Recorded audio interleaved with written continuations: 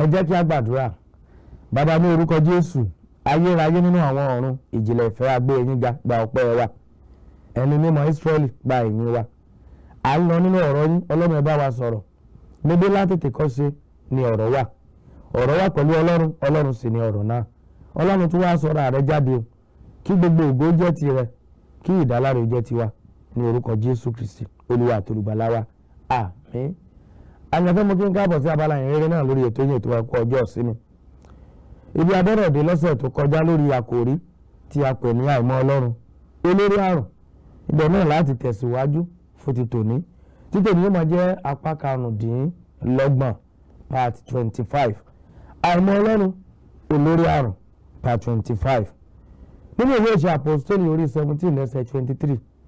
Ó ní nítorí bí mo ti ń kọjá lọ tí mo yẹ wọn ni tí ẹ̀yin ń sìn lórí pẹpẹkẹ tí a kọ àkọlé yìí sí fún Ọlọ́run àìmọ̀. Ǹjẹ́ ẹni tí ẹ̀yin sì ní àìmọ̀ òun náà ni èmi ń sọ fún yín. Àyànfẹ́, ǹjẹ́ ẹ ti mọ Ọlọ́run? Ǹjẹ́ ẹ ti dá Ọlọ́run mọ̀? Torí àìmọ̀ Ọlọ́run, mo wí fún wa wípé olórí àrùn ni. Nínú ìwé Dáníẹ́lì orí 11 ẹsẹ̀ 22 dínà 11:32 ní ìlà ìkẹyìn rẹ̀ ìlà kejì. Ó ní ṣùgbọ́n àwọn ènìyàn tí ó mọ Ọlọ́run yóò mú ọkàn le, wọ́n sì máa ṣe iṣẹ́ agbára. I read again. Ṣùgbọ́n àwọn ènìyàn tí ó mọ Ọlọ́run yóò mú ọkàn le, wọ́n sì máa ṣe iṣẹ́ agbára. Àwọn tí ó bá mọ Ọlọ́run wọ́n mú ọkàn le, iṣẹ́ agbára sì máa ti ọwọ́ wọn ṣe. Ǹjẹ́ ẹ ti mọ Ọlọ́run? Ohun àkọ́kọ́ tí mo fẹ́ kẹ́ mọ̀ lélẹ́yìí o. Ẹni bá fẹ́ ṣe rere, ẹni bá fẹ́ dọ́run, ẹni bá fẹ́ kógo já, ó gbọ́dọ̀ jẹ́ ẹni tí ó mọ Ọlọ́run. Lónìí a gbé ìwé Jòhánù, ìrere Jòhánù orí 8. A gbé yẹ̀wò dáadáa torí wípé Jésù olùgbàlà ó sọ àwọn ọ̀rọ̀ kan tí ó ní agbára níbẹ̀. Ohun mìíràn tó ẹ mọ̀ lónìí tó jẹ́ pàtàkì pé kí ni à ń pè ní mímọ̀ Ọlọ́run ìgbà? The knowledge of God. Kí ló máa ń fúnni? Kí ni iṣẹ́ tí ó ń ṣe? Kí ni iṣẹ́ rere ọ̀hún? Kí ni iṣẹ́ agbára ọ̀hún?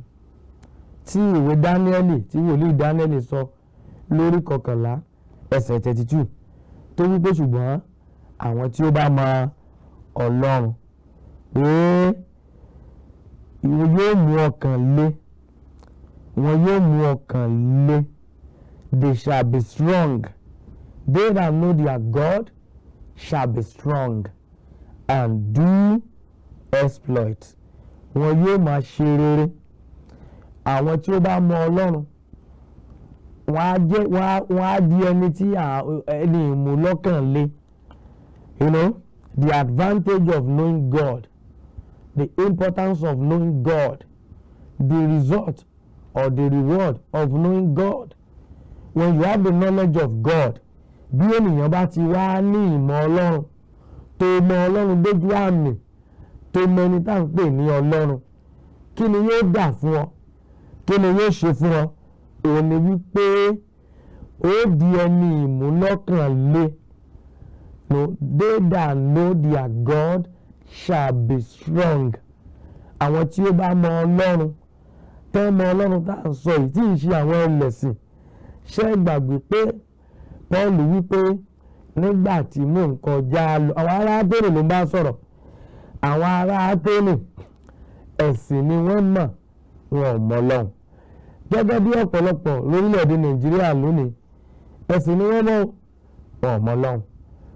Ìṣẹ̀lẹ̀ tó ṣẹlẹ̀ láàárín àwọn ajìjàǹgbara tàbí àwọn agbésùmọ̀mí kápẹ́yàn bẹ́ẹ̀ tí wọ́n kógun ja àwọn kan ní ilẹ̀ Ísírẹ́lì, tí Ísírẹ́lì náà sì ń bá wọn jà padà.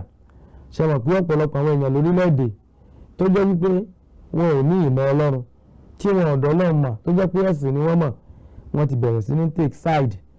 Ìgbà tó jẹ́ wípé ìjà alẹ̀ ni wọ́n ń jà, kì í ṣe ìjà ẹ̀sìn. Ọ̀pọ̀lọpọ̀ àwọn èèyàn lórílẹ̀‐èdè yìí tó jẹ́ wípé ẹlẹ́sìn ní ojú ẹ̀sìn làwọn fi ń wò ó.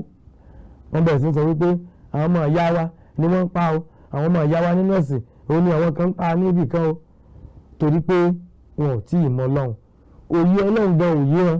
Ṣùgbọ́n bàbá bí wọ́n léèrè pé ewé náà ń sìn kí lẹ̀ ń ṣe yìí, wọ́n á ní ẹ̀sìn Ọlọ́run ni, wọ́n á ní ẹ̀sìn tọ́lọ́run là kalẹ̀ fáwọn ni, wọ́n láwọn olùfẹ́ Ọlọ́run làwọn, wọ́n á ní àwọn olùsìn Ọlọ́run làwọn.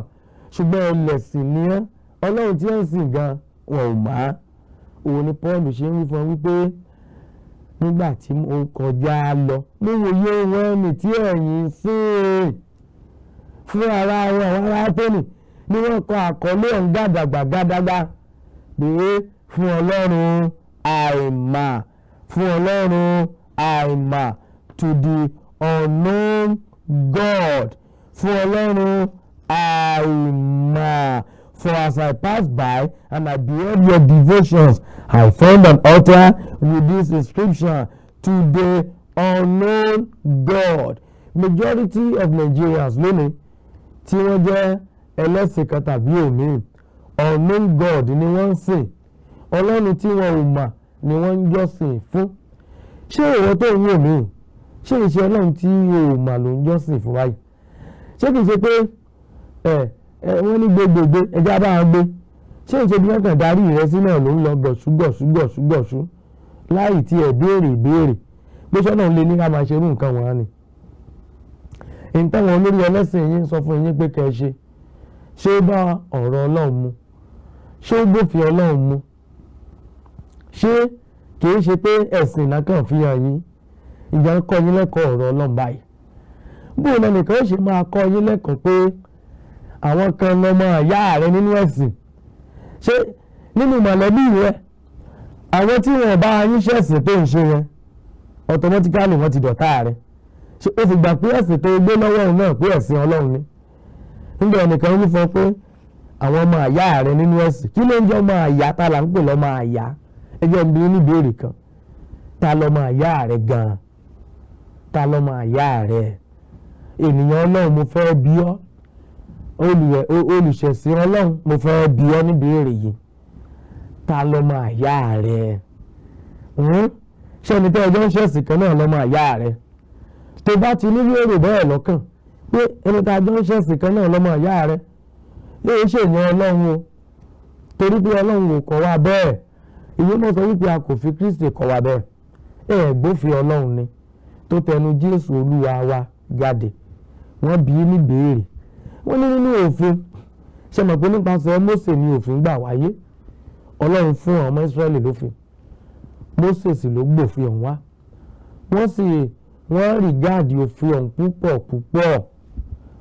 Wọ́n wá béèrè lọ́wọ́ Jésù pé nínú àwọn òfin gan-an tọ́lọ́run fún wa, èwo gan-an ló ga jù, èwo ló tóbi jù? Jésù wí fún wọn pé gbọ́ ò Ísírẹ́lì, Olúwa Ọlọ́run rẹ, Ọlọ́run yìí, Ọlọ́run kan ṣoṣo ni o. Ọlọ́run náà ó wàá fi gbogbo àyà rẹ, ọkàn rẹ, gbogbo ohun tó ní, gbogbo ohun tó léwu kó jẹ́ láyé, ó fi fẹ́ Ọlọ́run yìí ni o. Ó wá ní èkejì sí dàbí rẹ̀, fẹ́ ọmọnìkejì rẹ gẹ́gẹ́ bí ara rẹ. Nínú ìpínsílẹ̀ Jòhánù, ó ní ẹnikẹ́ni tí ó bá kórìíra arákùnrin rẹ̀, ó ní apànìyàn ni. Ó ní ìwọ sọ pé o fẹ́ràn Ọlọ́run, ṣùgbọ́n ọmọnìkejì rẹ ló kórìíra, o mọ̀ pé òun tanra rẹ ni, o ò fẹ́ràn Ọlọ́run. Ẹni bá fẹ́ràn Ọlọ́run, òfin kìíní àtèkejì dá lórí ìfẹ́, kò tún sófin ní ìlẹ́yìn ìfẹ́ lọ. Òun la sì ti kọ́ wa wípé Ọlọ́run gan ló ń jẹ́ ìfẹ́. God is love. So if you are a religious person and you don't have love in your life, you are only deceiving yourself.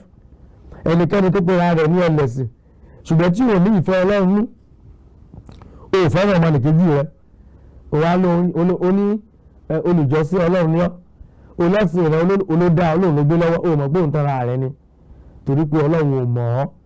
Ẹni tí ò bá ti gbé nínú ìfẹ́, Ọlọ́run ò mọ̀, torí ìfẹ́ ni Ọlọ́run. Ẹni tí ó bá gbé nínú Ọlọ́run, ó gbọ́dọ̀ gbé nínú ìfẹ́. Ẹni tí ó bá mọ̀ Ọlọ́run, ó gbọ́dọ̀ mọ̀ nínú ìfẹ́. Nígbà bẹ̀rẹ̀ ẹ̀kọ́ ìmúṣe lálàyé, mo ní a ò ti pasẹ̀ ọgbọ́n mọ Ọlọ́run bó tilẹ̀ jẹ́ pé nípasẹ̀ ọgbọ́n la dá ayé o. Bíbélì sọ fún wa wípé ayé kò ti pa bẹ́ẹ̀ mọ́. Mo wá wí fún wa pé ìṣẹ̀lẹ̀ ìfẹ́ ló ṣẹlẹ̀ kí gbàgbọ́ tó wáyé. Mo ní ìfẹ́ ló kọ́kọ́ farahàn kí gbàgbọ́ tó tẹ̀lé. Ọlọ́run ló kọ́kọ́ fẹ́ràn wa o, ó fi ọmọ bíbí rẹ̀ kan ṣoṣo fún ni. Bí ẹnikẹ́ni tó bá gbàgbọ́ kí wọ́n bá ṣègbé, ṣùgbọ́n tó ní ìyè àìnípẹ̀kun. Ọlọ́run ló kọ́kọ́ fẹ́ràn wa, ó sì ń retí ká fẹ́ òun padà. Bó o láti mọ̀ pé a fẹ́ Ọlọ́run nígbà tí a bá fẹ́ràn ọmọnìkejì wa. Ṣùgbọ́n tó bá ń fẹ́ ló sọ pé mo fẹ́ràn Ọlọ́run ṣùgbọ́n ọmọnìkejì rẹ inú rẹ ò dáa sí, òun tanra rẹ ni ò fẹ́ Ọlọ́run. Ọlọ́run sọ pé ọ̀pọ̀lọpọ̀ wọn náà sọ wípé ó ní wọ́n kàn fi ẹnu fẹ́ òun ni, ó ní ṣùgbọ́n ọkàn wọn jìnnà sóhun. Gbogbo a máa fi ẹnu pe Ọlọ́run, kò sẹ́ni tí lè pe Ọlọ́run lójoojúmọ́, kò sẹ́ni tí ó sì ń claim Ọlọ́run tán. Àwọn ẹlẹ́sìn kan wá ní Ọlọ́run yẹn wá ní tiwọn ni òun l'original. Àwọn ẹlòmíì wọ́n ní rárá Ọlọ́run tiwa náà ni. Bí ọ̀rọ̀ àwọn ará Áténì ṣe rí nù. Paul wípé nígbà tí mò ń kọjá lọ, as I was passing by, I beheld your devotions. Mo rí níbi ẹ ti ń ṣẹ̀sìn yín. Ẹ jẹ́ èèyàn ẹlẹ́sìn nílùú Áténì. Ẹ̀yin ọmọ Nàìjíríà, ẹ̀yin ọmọ Yorùbá yìí, ẹ máa kún fún ẹ̀sìn púpọ̀ o. Onírúurú ẹ̀sìn mọ́ lọ́wọ́ yín. Ẹ sì ń pa òfin ẹ̀sìn yín mọ́. Ṣùgbọ́n òfin Ọlọ́run gan ló nira fún yín láti pa mọ́. Ẹni tí ò bá mọ Ọlọ́run, olórí àrùn ń bẹ lára rẹ̀. Ṣé ò sí lára ẹ̀yin tẹ́ ń wò mí? Ṣé ẹ ti sẹ̀ nínú àìsàn àìmọ̀ Ọlọ́run torí wípé olórí àrùn ni? Àbí àmúni fún ẹni tó ń wò mí yìí tàbí tó ń gbọ́ mi lọ́wọ́lọ́wọ́ yìí, òun ni wípé olórí àrùn tí ń bẹ lára rẹ̀ tí wọ́n ń pè ní àìmọ̀ Ọlọ́run, ẹ̀jẹ̀ Jésù kò bá mú kúrò. Ìmọ́lẹ̀ látòkè wá, ìmọ́lẹ̀ òróró Jésù kó mọ́lẹ̀ sí ọ lára, kó sọ ọ́ di àtúnbí, kó mú ẹ kúrò ní ipò ẹlẹ́sìn, kó sì mú ọ wá sí ipò ọmọ, kó fún ọ ní òmìnira. Torí wípé ìmọ̀ Ọlọ́run òmìnira ni. Ẹni bá ti dọ́lọ̀ mà ló bọ́ kúrò lọ́wọ́ ṣẹ̀kẹ̀ṣẹ̀kẹ̀ àti ìkónilẹ́rú ẹ̀sìn. Ẹ̀sìn a máa kónilẹ́rú, a kó bẹ̀rẹ̀bẹ̀rẹ̀ bọ̀yàn lọ́wọ́, a kó ṣẹ̀kẹ̀ṣẹ̀kẹ̀ sí ni lẹ́sẹ̀, a kó ṣẹ̀kẹ̀ṣẹ̀kẹ̀ sí ni lọ́wọ́. Òfin ẹ̀sìn yóò wá máa sọ wípé ẹni tí ò bá ti bá ọṣẹ sí rẹ, má fojú rere wò ó, má fojú tó dáa wò ó ti dọ̀tá rẹ. Ẹ rí wípé irú ẹni bẹ́ẹ̀ ti wà nínú ṣẹ̀kẹ̀ṣẹ̀kẹ̀. Ẹ rí wípé irú ẹni bẹ́ẹ̀ ti bọ́ sóko ẹrú torí wípé wọ́n ti gba ìfẹ́ kúrò lọ́wọ́ rẹ̀. Kò lè nífẹ̀ẹ́ mọ́, kò lè pa òfin Ọlọ́run mọ́, ṣùgbọ́n ó ti ń pa òfin ẹ̀sìn mọ́. Mo béèrè pé ta ni ọmọ àyá rẹ? Ọmọ àyá rẹ òní Jésù ti sọ yẹn, òun lọmọ nìkejì rẹ, ẹ̀yìn ẹlẹ́ran ara bíi tiẹ̀, ọmọ àyá rẹ ni. Ǹjẹ́ òye ti ẹ̀yẹ wípé gbogbo wa la sọ̀ jáde lára Ádámù àti Éfà? Kí wá ló dé tẹ̀wọ́n ń pa wọn kan lọ́mọ àyá, tẹ̀wọ́n wọn kan kì í ṣe ọmọ àyá yín? Ẹ mọ̀ pé òfin Sàtánì nù. Kò ti yé yín pé ẹ̀kọ́ Sàtánì nìyẹn. Gbogbo èèyàn lọ́mọ àyá rẹ̀. Kò yẹ kó o ní ọmọ kan kó sọ pé kì í ṣe ọmọ àyá rẹ̀. Ó bani nínú jẹ́, ó sì ń tini lójú, ó ń tini lójú ká máa pa wọn kan pé àwọn ọmọ àyá wa nínú ẹ̀sìn. Kò sí ní tó jẹ́ o, ìyẹn ń ṣe òfin Kristi, ìyẹn kì í ṣe ìmọ̀ Ọlọ́run. Àwọn tí wọ́n bá ti ń gbèrú ìgbé ayé bẹ́ẹ̀, àìmọ̀ Ọlọ́run dà wọ́n láàmú. Torí náà olórí àrùn bẹ lára wọn. Ó sì dìgbà tí wọ́n bá sàn nínú àìsàn ọ̀hún kó yóò tó yé wọn. Bí òun náà ṣe sàn nínú àìsàn àìmọ̀ Ọlọ́run, òun ni wípé kẹ wá dòmìnira. Lọ́jọ́ tó bá ti ní ìmọ̀ Ọlọ́run, lòmìnira yóò bá dé bá ayé yín. Ìwé ìrere Jòhánù orí 8, ẹgbẹ́ ayé ẹsẹ̀ 32 rẹ̀, Jésù sọ wípé ẹ máa gbọ́, ẹ sì mọ òtítọ́, òtítọ́ yóò sì sọ yín di òmìnira. Kí process òmìnira o, kí òmìnira ó tó wáyé, òtítọ́ ni ó ṣáájú. Jésù wípé ọ̀rọ̀ wa ni tí mò ń sọ fún yín, ó ní ẹ̀mí ni, ìyè sì ni pẹ̀lú. Ṣé rí ọ̀rọ̀ òtítọ́? Òun ni ọ̀rọ̀ ẹ̀mí, òun sì ní fúnni ní ìyè àìnípẹ̀kun. Nígbà bá ti gbọ́ òtítọ́ ọ̀rọ̀ Ọlọ́run pọ́nbélé yìí, òtítọ́ pọ́nbélé ọ̀rọ̀ Ọlọ́run, òun ní máa ń sọ ní dòmìnira o. Òtítọ́ ọ̀rọ̀ Ọlọ́run ká roko tì í, ká gba ọ̀rọ̀ ọ̀hún, ká sì mú wá sínú ìṣe ló ń sọ ní dòmìnira o. Ṣùgbọ́n bí o bá gbọ́ tó gbọ́ tí ìrẹ́ gbérégbéré bí ewúrẹ́ ti máa ń gbé tí rẹ̀ méjì pépé, lẹ́yìn ìgbà wọn bá ti kìlọ̀ fún, má wà bí ìmọ̀ ìwọ ewúrẹ́ yìí tọ́nà níbi tó ti lọ ń jẹun tán ní má jẹ kínní, yóò gbé tí rẹ̀ gidigidi, ó tún padà bọ̀ nu.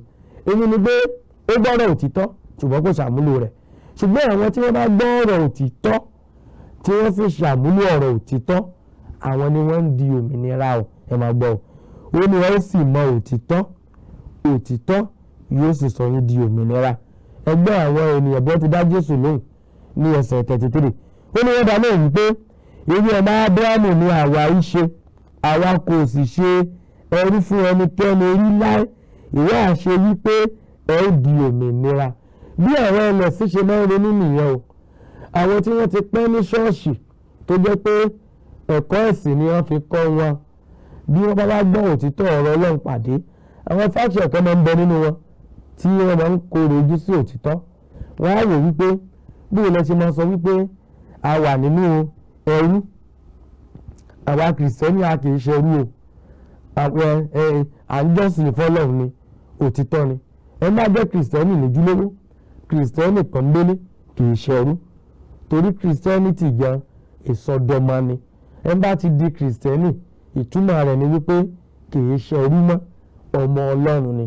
Ẹ rí yí, ṣùgbọ́n ìwà àti ìṣe ọ̀pọ̀lọpọ̀ bó ti pera rẹ̀ ní kìrìsìtẹ́nì tó, ẹ rí wípé ó kàn ń bá kìrìsìtẹ́nì jó orúkọ ni, ó gbìyànjú láti bìlọ́ǹgì ni, ó gbìyànjú láti jẹ́ bẹ́ẹ̀ ni, ṣùgbọ́n ìwà àti ìṣe rẹ̀ kò jẹ́ bẹ́ẹ̀, ìgbé ayé rẹ̀ kò jẹ́ bẹ́ẹ̀. Àwọn tó ṣe ń ṣe kò tí ì sọ ọ́ dòmìnira torí kò tí ì mọ òtítọ́, torí wípé òun náà ṣì wà ní ipò ẹlẹ́sìn. Àyànfẹ́, àwọn fẹ́ṣẹ̀ wọn á béèrè pé irú ọmọ Ábúráhámù làwà, mo ló ṣe àmọ́ pé wá pé àwọn àdòmìnira ṣé àṣẹ orí ẹnikẹ́ni tẹ́lẹ̀ ni àwọn ẹ̀ṣẹ̀ rí o. Bí ọ̀pọ̀lọpọ̀ tí ń gbọ́ mi lọ́wọ́lọ́wọ́ yóò ti máa wí nù pé wọ́n ṣe rí anybody o, pé òmìnira náà ló ń wà o. Irú òmìnira wo ni ọkùnrin tí wọ́n ń kéde fún wa?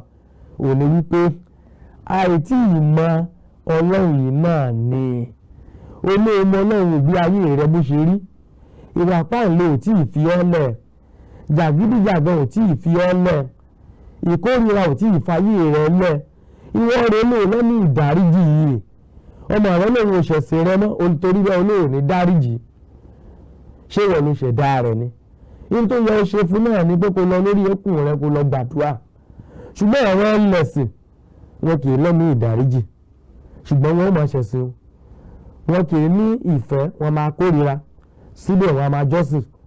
Àwọn ẹlẹ́sìn ẹ̀sìn wọn ò ní ọmọ ṣàgbèrè, kò sì ní ọmọ ṣe panṣágà, kò ní ká máa hùwà ìdá, kò ní ká máa ro èrò búburú sọmọ ẹnì kejì.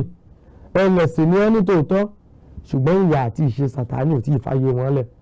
Ẹ̀yin ò mọ òtítọ́, òtítọ́ yóò sì sọ yín di òmìnira. Torí náà bí ó wá ní ìwọ àṣẹ wípé ó ní àwa kò ṣe ẹrú fún ẹnikẹ́ni rí láé, ìwọ àṣẹ wípé ẹ ó di òmìnira. Wọ́n béèrè lọ́wọ́ Jésù bẹ́ẹ̀, ẹgbẹ́ ẹsẹ̀ 34, Jésù dá wọn lóhùn pé lóòótọ́ lóòótọ́ ni mo wí fún yín, ẹnikẹ́ni tí ó bá ń dẹ́ṣẹ̀ òun ni ẹrú ẹ̀ṣẹ̀. Can you now see why you are a slave now? Can you now see the reason why Jesus called you slave? Because ẹ̀ṣẹ̀ tí ì fi ayé rẹ̀ lẹ̀, ẹnikẹ́ni tó bá ń dẹ́ṣẹ̀ ẹrú ẹ̀ṣẹ̀ ni. Kí là ń pè lẹ́ṣẹ̀? Ó bẹ̀rẹ̀ látòrí wípé àwọn tó bá tí wọ́n bá ẹ̀ṣẹ̀ sí rẹ tó ń fojú tí ò dáa wò wọ́n, torí wọn bí ẹni pé ó yẹ kó ṣe wọ́n níbi ni, ẹ̀ṣẹ̀ ló ń dáhùn. Nígbà tó ti rí wọn, a sì rí kan nínú wọn tó jẹ́ pé mọ̀lẹ́bí rẹ ni o, ṣùgbọ́n tó ní pé kì í ṣe ọmọ ẹlẹ́sìn rẹ. Ẹ wá sọ pé kì í ṣe ọmọ àyá rẹ nínú ẹ̀sìn, ọmọ àyá rẹ nípa tara ni. Rárá o, ẹrú ẹ̀ṣẹ̀ náà gbé èèyàn bẹ́ẹ̀. Ẹni tí ò gba òtítọ́ ọ̀rọ̀ Ọlọ́run sínú rẹ̀, tí ò rí àwọn ọmọnìkejì rẹ̀ gẹ́gẹ́ bí ara rẹ̀, tí ò fẹ́ràn wọn, tó ti gbàgbé pé Ádámù òun Éfà kan náà látara wọn láti ṣẹ̀ jáde wá. Gbogbo ìran tó ń bẹ lágbàáyé ara Ádámù àti Éfà ni wọ́n ti jáde wá. Torí náà àwọn tí bá ń dẹ́ṣẹ̀, àwọn alágídí, àwọn oníbínú, alárankàn, àwọn tó jẹ́ wípé wọn ò fẹ́ràn ọmọnìkejì gẹ́gẹ́ bí ara wọn, ẹrú ẹ̀ṣẹ̀ ni wọ́n, torí wípé wọ́n ń dá ẹ̀ṣẹ̀. Ìrọ̀bọ́n ní ẹsẹ̀ 35, ó ní ẹrú kì í sì gbé ilé títí láé, ọmọ ní gbé ilé títí láé. Ní 36, nítorí náà bí ọmọ bá sọ yín di òmìnira, ẹ ó di òmìnira ní tòótọ́. Ta ni ọmọ tí ń sọ ní dòmìnira? Òní Jésù olùgbàlà. Ẹni Jésù bá wá sọ dòmìnira, òní máa ń dòmìnira o. Ẹni tó bá wá sọ pé òun ò fẹ́ Jésù nǹkan á jẹ́ pé irú ẹni bẹ́ẹ̀ wà nípò ẹrú títí láé. Ṣùgbọ́n wọ́n ní ẹrú kì í gbélé títí láé o. Bí ẹrú bá wà títí tó lòun ò fẹ́ kúrò nípò ẹrú, tó nípò ọmọ, pé ipò ẹrú lòun fẹ́ wà, pé òun ò fẹ́ ipò ọmọ, àní èyí fún yín pé Jésù, ọ̀rọ̀ Jésù olùgbàlà ni o. Ó ní ẹrú kì í gbélé títí láé, ìran ọmọ ni máa ń gbélé títí láé. Àyànfẹ́, Jésù sọ fún ọ ní, ó ní mo mọ̀ pé irú ọmọ Ábúráhámù ni ẹ̀yin ṣe, ẹsẹ̀ 37 ni wọn. Ṣùgbọ́n ẹ wá ọ̀nà àti pa mí, nítorí ọ̀rọ̀ mi kò rí ààyè nínú yín. Ọ̀pọ̀lọpọ̀ àwọn èèyàn ni wọ́n sọ wípé ẹ̀sìn wọn òun ló dára jù. Ẹlẹ́sìn àlàáfíà ni àwọn, ẹlẹ́sìn kìnìkan ni àwọn, mímọ́ Ọlọ́run àti ẹ̀rọ lómi ìtẹ́ ẹ̀bá sọ̀rọ̀ Ọlọ́run ọ̀dọ́ bá sọ. A ní àmì born again Christian kì í jìnà sẹ́ni ẹlòmíì. Àmì born again Christian, born again nínú náà, àmì Christian náà, kó ẹnu ìwọ kọ́ ló fi wí fún ọ bẹ́ẹ̀. Ìwà àti ìṣe rẹ ni ó fi hàn. Nípa èso wọn là ń fi mọ̀ wọ́n. Jésù sọ pé mo mọ̀ pé ọmọ Ábúráhámù ni gbogbo onílẹ̀ ń claim Ábúráhámù tán. Púpọ̀ ẹ̀sìn tí ń bẹ láyé ní claim Ábúráhámù. Ìran Ábúráhámù làwa o. Ẹ̀sìn wa, ẹ̀sìn àwọn àtọ̀dọ̀ Ábúráhámù ló ti wá o. Ṣùgbọ́n ǹjẹ́ ìwà àti ìṣe Ábúráhámù wà nínú yín? Ìṣe Ábúráhámù, ṣé Ábúráhámù máa ń pààyàn? Ṣé Ábúráhámù máa ń jalè? Ábúráhámù tó jẹ́ wípé nígbà tó lọ gba Lọ́ọ̀tì arákùnrin rẹ̀ là, nígbà ogun wá kó wọn nílùú wọn, tó gun wá kó Gòmórà, tó kó bẹ́ẹ̀ lọ, tó kó wọn lọ, tí Ábúráhámù sì lọ gba àwọn dúkìá wọn padà. Ìgbà ó kó dé, ọba àyìn tiẹ̀ ń sọ pé ẹ̀ka Ábúráhámù kó mọ́, ó ní rárá o. Àyàfi àwọn ọmọ ogun tó ń kó lọ, ẹ̀mú ẹ̀tọ́ yín bẹ̀. Ó sì mú ìdá mẹ́wàá rẹ̀, ó fún àlùfáà ọ̀gá ògo tí ó wá, ẹ̀yin Mẹ́kísédékì.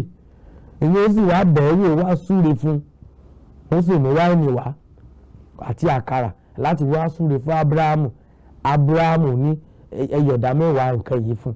Ábúráhámù ò mú kẹ̀kẹ́, kò mú píìlì nínú ẹrù tó gbà padà, kò mú lọ lé ara rẹ̀. Ábúráhámù kì í jalè, kì í mú nǹkan oníkan mọ́ tiẹ̀. Ábúráhámù kì í ṣojú kòkòrò. Ábúráhámù kì í ṣe oníjàgídíjàgan. Ábúráhámù kì í yàn wọn kan nípòsí. Ṣé ẹ gbàgbé pé ìjà kan ti bẹ láàrin òun àti Lọ́ọ̀tì, tó jẹ́ pé Lọ́ọ̀tì arákùnrin rẹ̀ òun ló mú Lọ́ọ̀tì kúrò, ló mú wá o, ló mú jáde wá o. Àwọn ọmọ ẹ̀yìn Lọ́ọ̀tì wọ́n di pàǹpá, wọ́n di tẹ̀. Ìgbà wàhálà bẹ̀rẹ̀ sí bẹ láàrin àwọn ọmọ wọn, àwọn ìránṣẹ́ wọn. Ábúráhámù sọ wípé òun kó má bàa dìjà láàrin mi rẹ̀, ìjà pín ilẹ̀ yìí. Ábúráhámù tó jágbàlagbà ó tún wí fún Lọ́ọ̀tì pé Lọ́ọ̀tì ọmọ ìkéré ni kó kọ́kọ́ mú ilẹ̀. Lọ́ọ̀tì mú ibi tó dáa, tó green lójú ara rẹ̀, òmù ibẹ̀ ló yọrí sí, ibẹ̀ ní Sódómù Gòmórà hàn. Ábúráhámù kò sílé ipò àgbà rẹ̀ kó lóun fẹ́ fi rẹ, kò fọwọ́ ọlá gbá Lọ́ọ̀tì lójú. Ẹni tí Ábúráhámù ṣe nù, bàbá àgbàgbọ́. Èyí tó pọ̀lọpọ̀ máa ń sọ pé ìran Ábúráhámù làwọn ṣe o, ọmọ Ábúráhámù làwọn ṣe o, ẹ̀sìn Ábúráhámù làwọn ṣe o. Ṣùgbọ́n ǹjẹ́ oníṣẹ́ Ábúráhámù nínú yín? Jésù bí ọ́, ẹ̀yìn ẹ̀mí ni láti pa. Ǹjẹ́ Ábúráhámù pààyàn? Ṣé apànìyàn ni Ábúráhámù bí? Rárá o. Ṣé oníjàgídíjàgan ni Ábúráhámù bí? Rárá o. Onífẹ̀ẹ́ ni. Ó tún padà lọ gba Lọ́ọ̀tì ọ̀hún. Kò sọ wípé ìṣòro ti yan tó fẹ́ yàn láàyò. Ẹni tí Ábúráhámù ṣe nu. Àìmọ̀ Ọlọ́run olórí àrùn ní bọ́pọ̀lọpọ̀ ẹ̀wù jà. Ó di ọjọ́ tí ẹ bá mọ òtítọ́ kẹ́ tó dòmìnira. Nígbà tó bá mọ òtítọ́ tó dòmìnira tán, nígbà náà ni àìsàn àìmọ̀ Ọlọ́run ló tó sàn lára yín. Jésù sọ ní ẹsẹ̀ 43 kí mọ́rọ̀ wá sí ìdánudúró. Ó ní etí ṣe tí èdè mi kò fi yé yín, nítorí ẹ kò lè gbọ́ ọ̀rọ̀ mi. Èdè òmìnira, èdè Ọlọ́run kò yí ọ̀pọ̀lọpọ̀ tí wọ́n pera wọn pé àwọn sí Ọlọ́run. Àlàáfíà ní fẹ́ ọkàn rẹ̀ àyànfẹ́. Àlàáfíà Jésù Kristi kó mọ bá ọ gbé. Bó bá ṣe tán tó fẹ́ dé òmìnira, tó bá ṣe tán tó fẹ́ mọ Ọlọ́run, tó sì fẹ́ sẹ̀ nínú àìsàn àìmọ̀ Ọlọ́run èyí tí ń ṣe olórí àrùn, fi ọwọ́ rẹ sókè àyà rẹ, sọ pé Jésù Olúwa, mo ti tún gbọ́rọ̀ rẹ o. Mo ti gbọ́ wípé bí a bá mọ òtítọ́ pé òtítọ́ ní sọ ní dòmìnira, àti wípé ọmọ ní sọ ní dòmìnira o, ẹrú kìí sì gbélé títí láé. Sọ pé nínú kúrò ní ipò ẹrú, gba ọkàn mi là, sọ ọkàn mi di mímọ́, fún mi ní ẹ̀mí mímọ́ rẹ. Jésù Olúwa, dárí àwọn àìṣedéédé mi jì mí, jẹ́wọ́ àwọn ẹ̀ṣẹ̀ níwájú rẹ̀. Sọ wípé ò ní ṣe rí ẹ̀ṣẹ̀ bẹ́ẹ̀ mọ́. sọ fún pé kó da ẹ̀mí àìní ìdáríjì kúrò lọ́kàn rẹ. Àwọn èèyàn ń ṣe ọ́ ò sì lè dáríjì wọn. Bí o bá dáríjì ni yóò ṣòro kí Jésù ò dáríjì ọ́ o. Dáríjì wá gẹ́gẹ́ bí a ti ń dáríjì àwọn tó ṣẹ̀ wá ní àdúrà tí Jésù fi kọ́ wa. Sọ pé gba ẹ̀mí àìní ìdáríjì kúrò lọ́kàn aya mi. Gba ẹ̀mí ìkórira kúrò lọ́kàn aya mi. Fún mi ní ẹ̀mí ìfẹ́. Fi òtítọ́ ọ̀rọ̀ rẹ yé mi bí mo ti ń gbọ́ yìí. Jẹ́ kí òtítọ́ náà sọ mí dòmìnira. Jésù, mo fẹ́ dòmìnira. Sọ mí dòmìnira ní orúkọ Jésù Kristi Olúwa àti Olùgbàlà wa. Àmín. Bàbá aládùn àwọn ọba mú kí n kú oríire. Àdúrà mi pé Jésù Olùgbàlà kó gbọ́ ọkàn yín là, kó sọ ọkàn yín di mímọ́, kó sì fún yín ní ẹ̀mí mímọ́ rẹ̀. Títí di ọjọ́ mẹ́jọ tá lórí ọ̀fẹ́ láti máa pàdé. Bí Jésù Olúwa ọba tí ìdè ni o. Bàbá sì ló ń kọ́ láti bí mi. Ẹ̀rọ ìbánisọ̀rọ̀ mi tó lọ lójú inú ìmọ̀wòrán 08030778593 náà ní kí ẹ pè. Lọ́gán tẹ́ bá pè mí náà ni wọ́n sì gbé. Títí dìgbà náà ó kọ̀ mí ìyípadà. Èmi náà ni bẹ́ẹ̀ Olú Akínyẹyẹ. Títí di ọjọ́ mẹ́jọ bí Jésù Olúwa ọba tí ìdè. Mo kọ́ ní sábẹ́ ọ̀rọ̀ ọ̀fẹ́ Jésù Kristi Olúwa wa. Ìfẹ́ mímọ́ ti Ọlọ́run, ìdàpọ̀ ti ẹ̀mí mọ́ kó sọ̀kalẹ̀, kó máa bá wa gbé, kó máa bá wa wọlé, kó máa bá wa jáde. Títí dìgbà náà ká wà lálàáfíà ní orúkọ Jésù Kristi Olúwa àti Olùgbàlà wa. Àmín.